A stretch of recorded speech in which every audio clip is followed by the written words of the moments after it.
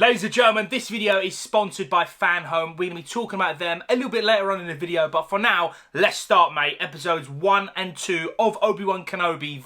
That is your spoiler warning. Please make sure you're up to date before you see this video. If you ain't seen it, add to your watch later list, but now we are talking spoilers. And I'm just going to say it right now, this genuinely blew my mind. There's so many emotions in this. It's going to be God tier. It's going to be God tier. Let's talk about episode 1. It starts out and we're on Coruscant, obviously, pretty much, again, seeing another, angle on Order 66. I'm going to say, man, I said this before on the channel, Order 66 is kind of terrifying and really sad, man. We see these younglings, obviously the Jedi Master's trying to get away. She eventually gets stopped and then they're like, hey, what do we do now? They're running across that bridge. We then have a jump cut of 10 years and that is just setting the pace that this is genuinely like a prequel show. And obviously, I got brought up with the prequels. The prequels are my thing. We do skip 10 years and I gotta give the show credit. There is no time wasted in this show. Obviously, we only got 6 episodes. We don't need filler. We don't need BS. We kind of know what's going on and we go straight to it, mate. We're on Tatooine. The Inquisitors arrive and they are questioning people looking for a Jedi. Obviously, us, the audience, at this point in time, we think they're looking for Obi-Wan Kenobi. Obviously, later on, we find out there's another Jedi, laying low, hiding out here. As for the kind of big-head Inquisitor, obviously, later on,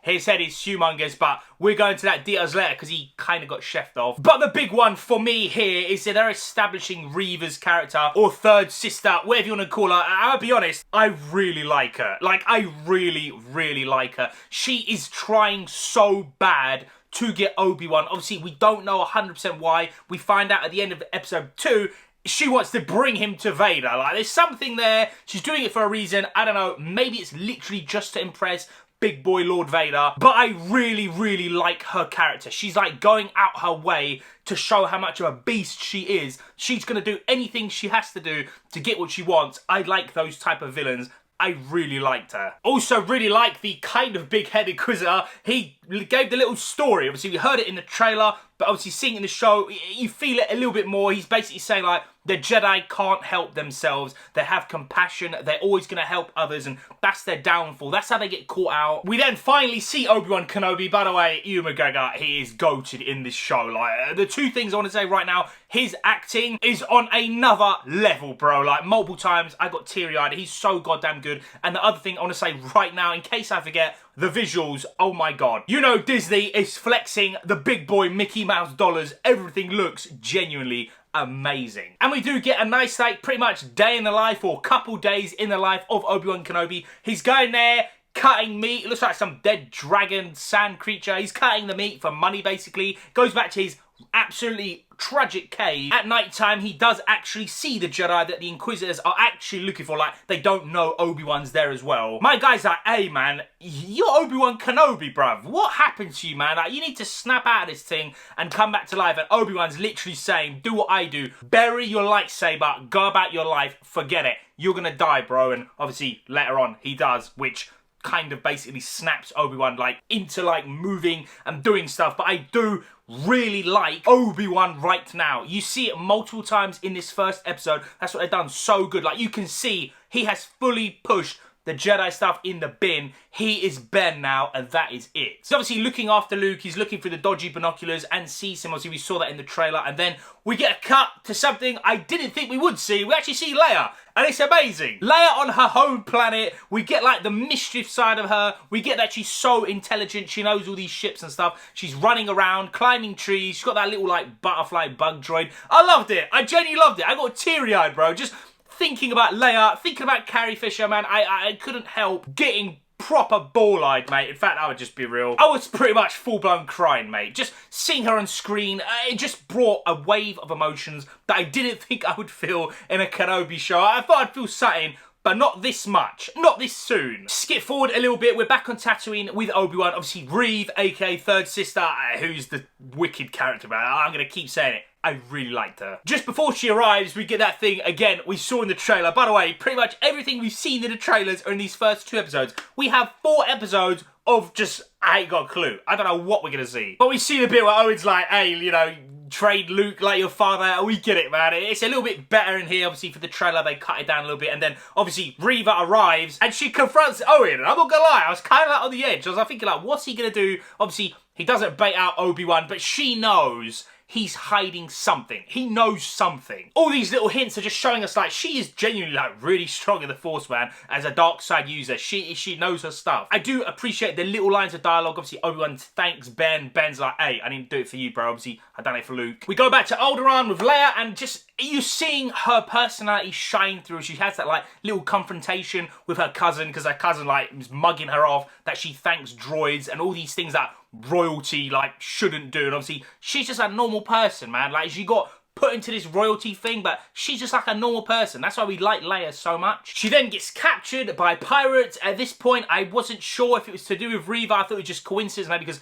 they want to get some money from kidnapping her. They then cut at Obi-Wan because, hey, you know, everyone needs Obi-Wan's help, mate. Throughout all of the Star Wars, the guy is holding it down and basically gets tasked with, like, finding Leia. And that is how Obi-Wan comes out of hiding for 10 years and leaves Tatooine. I just like it. It's simple, but it makes sense. He's the person they go to first. He's a Jedi Knight assigned with looking after Luke. Obviously, you know, he's going to go after the sister as well. It makes sense. It's so, like, simple, but it's just so good. But I really appreciate they are doubling down on the fact that he's not a Jedi. He says no, bruv. He says no. I ain't got my saber. I'm not about this life. Just leave me alone. Let me cut my, like, dodgy-looking salmon dragon thing. I'll look after Luke. Leave me alone. And then little things slowly chip away at him. He sees like the dead Jedi hanging, by the way. Really crazy. I mean, I know this is not like rated M or anything, but we already got people losing their hands, people strung up dead. Hey, I liked it. They're not shying away from it. But he sees that, and then they obviously come to see him in person and basically beg him, and it takes all this like pushing, and then finally he does it, man. He digs up his sabers, and we see Anakin's saber, man. I'm not gonna lie, I felt sad about that one. Goes with the ship, and you see, man, he's got his lightsaber. That's how episode 1 ends. I gotta be fair. If I'm rating just episode 1, it's a 10. Straight up. It's 10. God tier. It had action, but like not a stupid crazy amount. Brand new characters who are actually really interesting and really awesome. Obi-Wan Kenobi, the acting is on another level. Everything looked good, sounded good. I like the story, the new characters, the old characters. It's everything. This was a god tier episode. And now finally, a little word from today's video sponsor. If you guys have been subscribed before, you know Fan Home, they do not play games, mate. They are coming with the fire. I'm currently building my own Iron Man, R2-D2, and I have the most in-depth Star Wars encyclopedia in the galaxy. But now, they've done it again. I don't know how they've done it, but they've done it again. Fan Home and Lucasfilm once again are bringing you authentic, die-cast metal, hand-painted starships every single month. This is the Millennium Falcon, and I'm gonna be honest, this is actually amazing. As a Star Wars fan, to get things like this, I'm in heaven, mate. Every single month, you're gonna get high-quality die-cast models of your favourite Star Wars ships, and you know I'm ready for Boba Fett Starfighter. Along with the model, you're also gonna get an in-depth magazine going through all the nerdy details and stuff that I actually did not know about my favourite ships, which I really appreciate. If you're a nerd like me, you're gonna really enjoy all these facts. This is also the TIE Advanced X1 prototype, and just the details on here, I know for a fact that the camera is not going to pick this up, but this is awesome, man. Of course, it's collector's edition. I kind of don't want to open it. I'm genuinely torn, like, do I display this because it looks so good, or do I keep it in the box, forever preserving its awesomeness because it is a collector's item partnered with Star Wars, and I don't know, man, just... Also, they are going above and beyond the awesome level. If you're an early bird subscriber, you're going to get Star Killer Base. Hey, just get on it. If you're about this stuff, if you're about collecting these authentic collectibles, you like Star Wars, you like ships, to be honest, if you like Marvel or anything nerd related, trust me, there's something on their website that you can collect. They have just the biggest arsenal of collectibles now, and every time they reach out to your boy and they say they have a new product line, I'm kind of blown away. Like, I keep thinking they've reached the height of awesomeness, but they keep doing it. Big up Fan Home. If you want to get on that stuff and get that early bird gift, trust me, Starkiller Base looks so sick. Check out the link in the description. Head over there, man. Tell them the nerd sent you. I'll appreciate it, man. Big up Fan Home once again for sponsoring these videos, because I don't throw promotions left, right, and centre. It has to really hit me here, bro. And Fan Home, they just do it every single time. I'm blown away. Big up Fan Home. And now, back to the video. Episode 2 starts out, and Kenobi's already on the planet where they kidnapped Leia to.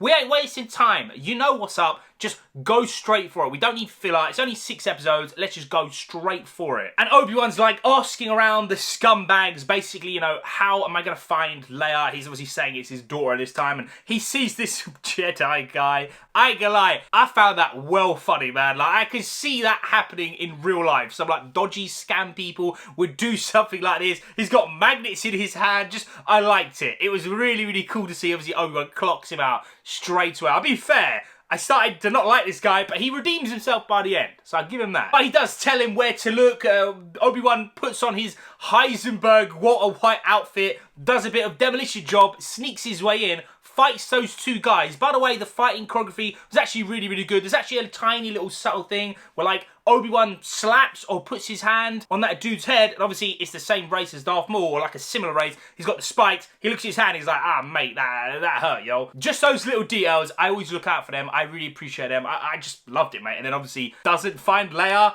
and then they trap him, and he escapes it, man. He throws the spice on the floor, and he ducks out, and then everything in this episode starts to progressively get worse and worse and worse. Obviously, he finds Leia, but then the whole planet is after him. Like, all these bounty hunters, you see, like, they're coming out of their watches, holograms of his face. It's done, bro. He's done. The game is over. Everyone knows Obi-Wan is alive, and he's right here. I really liked that. Obviously, Reva has planned all of this, man. That's why I like her. She's just cunning as hell. Really, really awesome. And then she has, like, a bit of a bad spot with that half big head Grand Inquisitor. Whatever, man. He's the half big head. You know that. You feel the tension. He basically like, hey, you're nothing. You're the rat. You're the bottom of the barrel, mate. Get out of here. The big boys will take over. And obviously, she ain't having it. She goes to the rooftop, which, by the way, I'll talk about it right now. Her little jumping, free-running parkour thing, using the Force, I loved it. I genuinely loved it. It just gave me, like, Jedi Fallen Order vibes. I really dug it, man. She's sick, man. Like, so far, for new characters, she is absolutely just killing this show, mate. Obi-Wan's then on the run for all these bounty hunters, all these scumbags chasing him. He's got his blaster, which he's shooting, which the only thing missing from this episode is his little line where he says, so uncivilized. Maybe we'll get it by the end of the show. Hopefully we do. Before and after all this, he's trying to chase Leia. She doesn't believe him. You get that, like, kind of dynamic thing, and then she falls. And just like Jedi Fallen Order, he catches her, and I felt something, man. I'm gonna be real. I don't care, bro. I said how it is, man. I felt something, and that is just him accepting the Force. He cannot be like this anymore. He needs to be Obi-Wan Kenobi once again. Obviously, she believes him then. The dodgy Jedi scum Magneto guy helps them, to be fair. Pretty sick. Redeemed himself, and then Reva just pushes him in the bin, extracts his memory, just like Kylo Ren, my boy. And they go to the only place where they can escape, and she meets them there, and she delivers the big lines. She basically tells him, because at this point, Obi-Wan is assuming Anakin is dead. I mean, my guy's got no arms, no legs, he's on fire, on a volcano planet. He's definitely gone, and obviously, he ain't gone. And the emotions are real. She's telling him everything about Lord Vader, Anakin Skywalker, just to, like, make sure you know that it is Anakin. And you see Obi-Wan's face, man. Ewan McGregor's acting. Oh my god, just like the shot, like everything. And there's so many things I'm missing out. He had the dreams a little bit earlier, episode 1. I really like that, or nightmares, should I say. This show is killing it, man. And you think you're going to get a fight, you don't really get it. You do get a bit of payoff. She kills the half-head Inquisitor guy. They escape, and then you see Anakin in the tub, in the Bacta tank, just hating everyone. He looks menacing. I don't know how long it took Hayden to put all that stuff on, but big respect, man. Knowing that's Hayden, and just being able to see like his facial structure, I really appreciate it.